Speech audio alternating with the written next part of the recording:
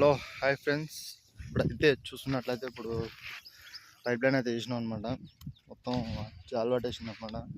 దానికోసం బండి ఆఫ్ చేసినట్టున్నాను. తమ్ముడికి ఇప్పటికెళ్ళి నీళ్ళు ఆడుకునే ఫ్రెండ్స్ ఆడ వచ్చినాయి ఫుల్ నీళ్ళు. పొలమైనా భయపడేస్తున్నాడు.